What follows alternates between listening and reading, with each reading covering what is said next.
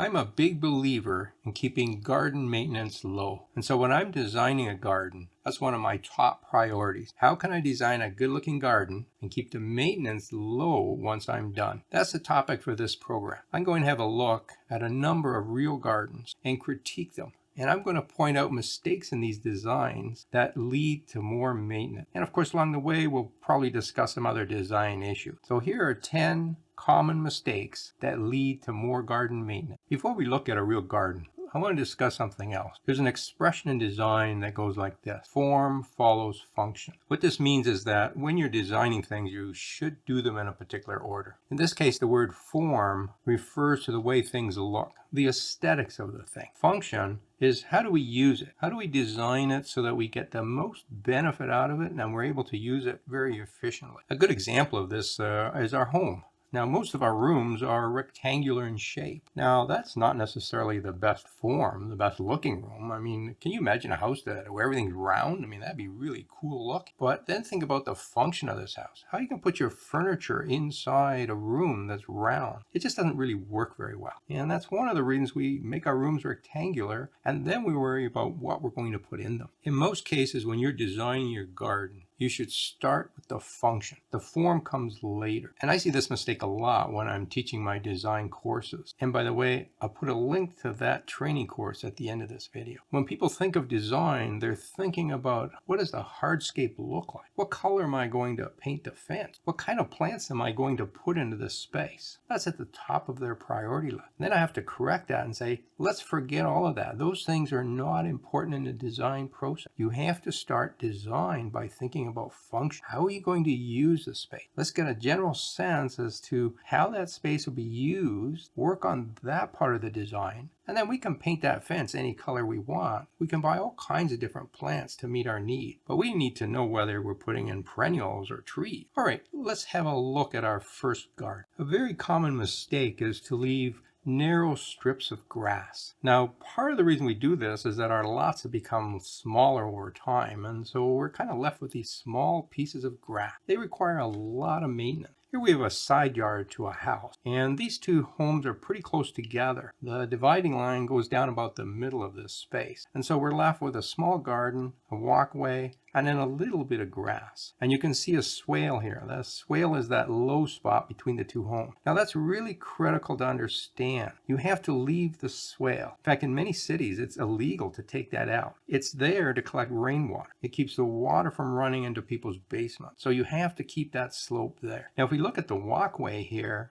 it's pretty narrow, and it really doesn't look very special. Now, if we follow that walkway down to the back door, the gate into the backyard, the gate's pretty big and the walkway's pretty small, and they just don't look right together. This would look much better if we had a wider walkway, and that wider walkway would also get rid of that narrow strip of grass. That narrow strip of grass is going to be a real pain to maintain, so why have it? But just a minute now, I just said you can't get rid of the swale, so if we made a wider walkway, it would be slanted. Well, not necessarily. You can leave the swale there, and on the left-hand side, put a row of bricks to raise up the level, and then put the pathway on top of that. So the pathway can be put in so that it's level, but there's still a gully beside it to collect the rainwater. That would make this side yard look so much better. Here's problem number 2. Plastic edging has become very popular, but it really doesn't work very well. Have a look at this picture here. It shows the front step of a house, a small slab of concrete, and then this bed that's been edged in plastic. And what do you see? Well, the plastic has popped up. And this is very common, particularly in cold climates that get frost in the soil. The heaving frost in winter pushes the plastic out of the ground. And so every spring you got to reset it, or in this case, the homeowners just decide to live with it. But it's really ugly. So rule number 1 is don't buy plastic edging that's being sold to gardeners and homeowners. That stuff's too thin. It's never going to perform well. If you're going to use plastic edging, get some heavier commercial style of plastic edging and install it correct. And what that means is that you're going to have pins, long nails if you like, that are going to be inserted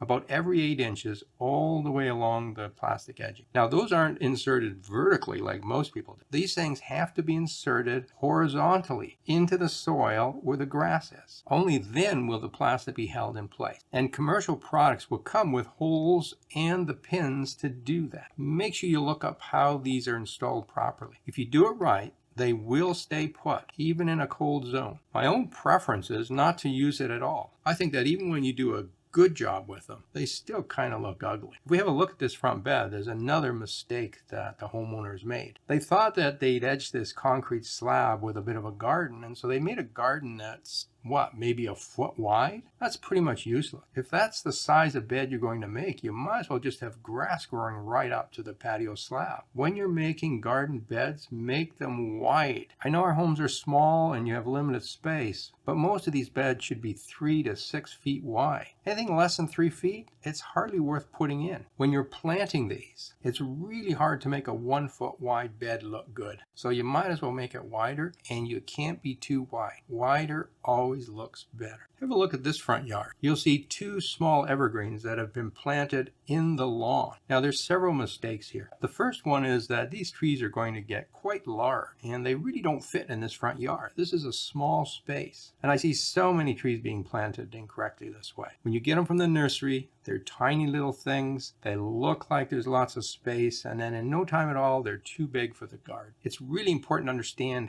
how big these plants will get before you plant them. The second problem is that they look out of place. I mean, it looks like the person was going to plant them and dig a hole and they missed the garden and instead put it in the middle of the lawn. Other people take their whole front yard and they plant one tree in the middle of it. To do that properly, you want to make a garden bed around the tree. You want a good amount of soil that's open, free of grass. Now there's a couple reasons for that. One, it just looks better. But more importantly is that the grass competes with the tree roots for nutrients and water. By planting it in the middle of a lawn and leaving the grass right up to it, you're putting that tree into a spot that's difficult to grow in because it's not going to get enough food and water. So make sure you remove a good circle of lawn. The second problem with leaving the lawn there is that at some point you're going to have to cut that grass. And now that grass is really close to the trunk of the tree. Sooner or later, you're going to damage the trunk of that tree, and that's not good for the tree. So when you plant trees in a lawn, give it lots of space. Now, if this was my garden, what I would have done was expand the bed, make it much larger. We just talked about that. Make beds nice and wide, and then plant the tree in the middle of that. Around the tree, we're going to put various kinds of plants. Those plants will protect the trunk of the tree. And as the tree grows, well, we'll have less plants, but at least the tree will be protected and it'll look like it belongs in the space we put it in. Here's someone who's been quite creative in their design, but they've created a maintenance nightmare. This property is located on the corner of 2 streets, and I'm going to guess that when people walk past this place, they tend to cut across the front lawn. So the homeowners decided, well, let's fix that a little. They've done a couple things here. They've planted a tree in the middle of the lawn and put some bricks around it. They've put these interesting terracotta pots in the middle of the lawn. They have a little fencing along the edge, and I'm pretty sure that will tend to keep people from walking on their lawn. So it has accomplished that goal. But now let's look at this from a maintenance perspective. How are you ever going to mow the lawn in that fence? It's going to be full of tall grass all the time. There's just simply no way you can mow that lawn. You're going to have to pull that fence out every week when it's time to mow and put it back. You have the same problem with the terracotta pots. I mean, I kind of like these pots. They're quite interesting. But the grass grows right up to them. How are you going to mow that? Well, you can't mow it. You're going to have to mow around it and then get out your string trimmer and try and cut the grass between them. And even a string trimmer is going to have trouble. So now you're going to have to go and get your scissors and cut right between those 2 containers. Now, I don't think the overall design looks very good anyways, but strictly from a maintenance point of view, this was a bad design. There's another problem here that the homeowner didn't create, but it's one they have to solve. They have this public sign in their front lawn, and there's not much they can do about that. It's going to stay there. And mowing around it is also a problem. So how do we solve all these problems? Well, the solution is actually pretty simple. If we had taken this whole area, this whole section at the front corner here, and turned it into a garden and got rid of the grass, you eliminate all the mowing problems. You don't have to mow around the sign anymore. You don't have to mow along that little fence, and you don't have to mow around the pot. You basically have solved all the problems. Now you could fill the space with wood chips if you like, or you can add some plantings. I mean, those 2 pots would look really nice with some very low evergreen shrubs beside them, it can be made into a very low maintenance garden. The tree that's planted there also looks a bit silly. Now right now that circle kind of matches the size of the tree, but guess what? Trees grow. And as that tree gets larger, that little circle is going to look kind of silly there. So at some point you're probably going to take it away anyways. And you might as well do that right now and make the whole thing into one large garden. The little fence in the front I think looks quite terrible. And I would just take it away. If you put some taller plants there, they can be things like evergreens that are permanent. They will work just as well as the fence and look much better. All right, let's talk about this circle of bricks around the tree. Now in this case, the homeowner did realize they don't want grass up against the trunk because, as we discussed, that's not good for the tree. So the circle is better than grass. And I don't really have a problem with the circle too much, but the implementation in this case was wrong. You can see that the bricks are higher than the lawn. There's an edge there. So the lawn comes across, then it goes up onto the bricks. That creates maintenance headaches. It's impossible to take a lawnmower and cut around that and get all of the grass. You're going to have to come back with a string trimmer and clean it up. And you're going to have to do that every time you mow the lawn.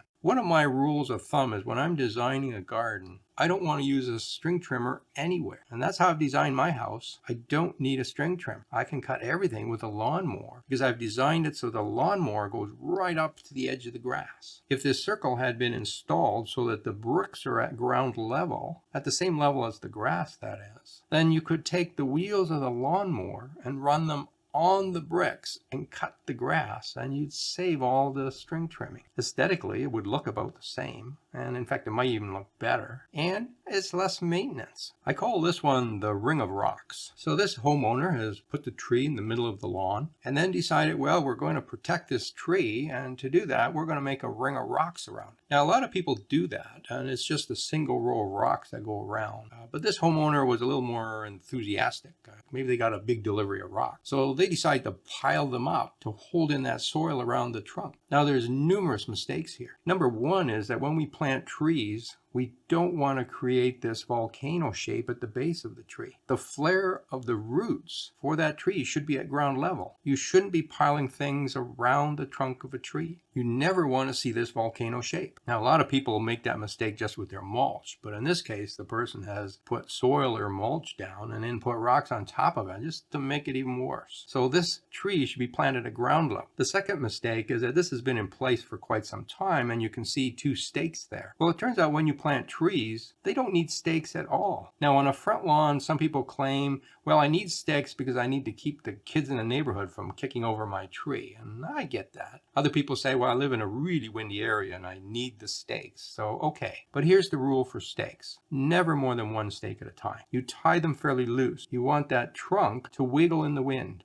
The purpose of the stake is to keep it from falling over, not to hold it very rigidly. And if you use stakes, they have to come out within 12 months. Never leave them longer than. All right, so what about these rocks? Well, this creates a nightmare for mowing your lawn. Rocks and lawns do not go together. You can't mow them. You can't use a string trimmer to properly clean up your grass. I mean, to make this look nice, you literally have to get on your hands and knees with a pair of scissors and cut around every one of those stones. And you got to do that every week or two. Never put rocks in the middle of a lawn. You're asking for trouble. This picture shows a very interesting front yard. Lots of things going on, interesting plants. It's not a bad design. And they've removed most of the lawn, so they don't have to mow us. We don't have to worry about the grass. But they've made a number of other mistakes. If you look on the right side of the picture, you again see some rocks there. And I just said, don't put rocks on your lawn. Well, these are okay because they're surrounded by gardens and the concrete pathway. So that's okay for rocks there. Now in the bottom left-hand corner, we again have some rocks right next to the lawn. And I think that's just a really dumb idea, particularly from a maintenance perspective. But there's another problem in this garden. Right in the middle of the picture, you'll see some green string. What is that all about? Well, what this homeowner has done is they've planted a shrub too close to the sidewalk. And now what they have to do is they have to tie it up to keep the branches from impeding the walkers on the sidewalk. The problem here was situating the plant in the first. Again, when you plant things, make sure you know what the maximum size will be both height and width. Shrubs can get quite wide, and this particular shrub should have been put very close to the house so that the branches can come out into the garden area. You got to keep them away from the side. In fact, since this is a fairly small front yard, that shrub is probably too big for it anyway. So what do you do now? Well, you have to take the shrub out. Or there's another possibility. You might prune this to the ground every year.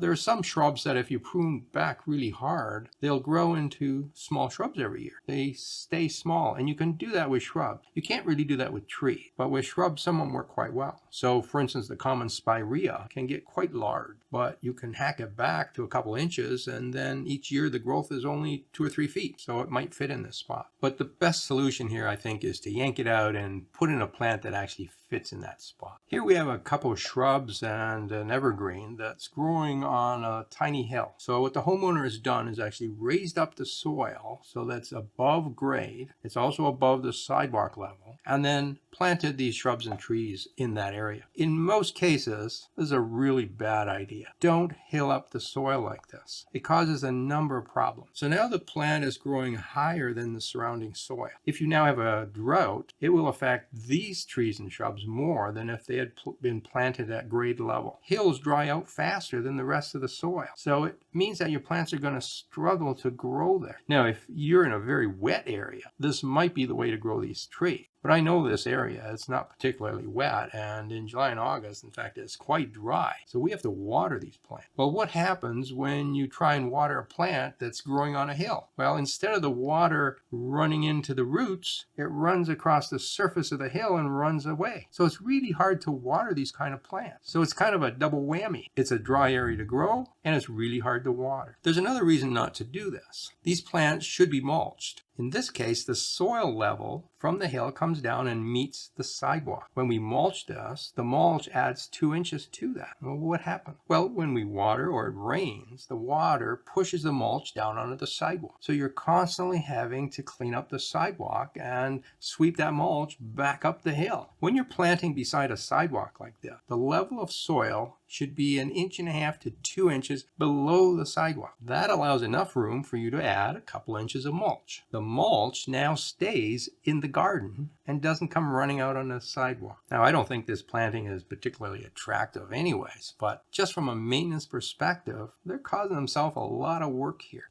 This is one of my favorite garden design mistakes, using weed barrier. Now, I've written about this a number of times. There is almost no purpose for weed barrier in a garden. It doesn't stop weeds, except in the first year or two. After that, it's full of weeds. Tree roots and shrub roots grow into it, and then when you try to remove the weed barrier, you damage the roots and damage the plant. No matter how hard you try to cover it up with mulch, sooner or later it sticks out, as in this picture here. I mean, this is just horrible look. The person here has put down weed barrier and then put mulch on top, figuring that, well, now I don't have to weed. And that's what the salesperson tells you. That's what the marketing said. Weed barrier stops weed. It doesn't work, and it never looks good. Now, new gardeners like it because they think it looks really great for a couple years. Landscapers love this stuff. Experienced gardeners, they absolutely hate it. Talk to a gardener who's had to take this stuff out after a few years, and you'll never use it again. Now, there's another problem here. It's very common for people to like rocks in their garden, at least around here, because we have lots of rocks and they're really quite interesting. They become a focal point in the garden. They become a piece of artwork in the garden. So I love rocks, and I think they fit really nicely in the garden. But there is a proper way to